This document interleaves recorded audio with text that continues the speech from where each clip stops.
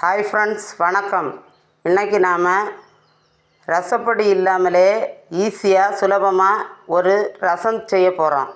அதுக்கு தேவையான பொருட்கள் 2 தக்காளி, 5-6 பல் பூண்டு, 1 ஸ்பூன் நல்ல மிளகு, 1 ஸ்பூன் ஜீரகம், 1 ஸ்பூன் வர கொத்தமல்லி, ஒரு கொத்து கருவேப்பிலை, கொஞ்சம் கொத்தமல்லி தழை. அடுத்து 1 ஸ்பூனு மிளகாய் பொடி, கொஞ்சம் போல் மஞ்சள் பொடி, சிறிதளவு புளி கரைசலும் சேர்த்து கொள்ள வேண்டும். முதல்ல தக்காளியை சிறிதாக அரிஞ்சு போட்டு மிக்சியில் நைஸாக அடித்து கொள்ளவும். அடுத்து நல்ல மிளகு, ஜீரகம், கொத்தமல்லி, பூண்டு இவைகளை கொரகொரவென்று இடிகல்லில் போட்டு இடித்து கொள்ள வேண்டும். மிக்சியில் வேண்டுமானாலும் கொரகொரவென்று அரைத்து கொள்ளலாம். முதலில் பாத்திரத்தை அடுப்பில் வைத்து தேவையான அளவு எண்ணெய் விட்டு எண்ணெய் காய்ந்ததும் கடுகு, கருவேப்பிலை, வரமிளகாய் போட்டு தாளிக்கவும்.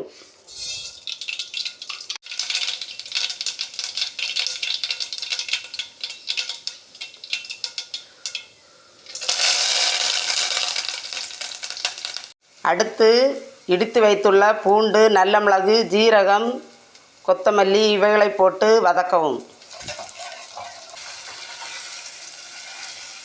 அடுத்து அரைத்து வைத்துள்ள தக்காளி பேஸ்ட்டை சேர்த்து நன்றாக வதக்கவும்.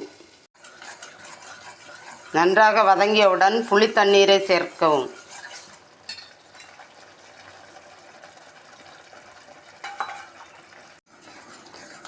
அரை நிமிடம் கழித்து தேவையான அளவு தண்ணீரை ஊற்றவும்.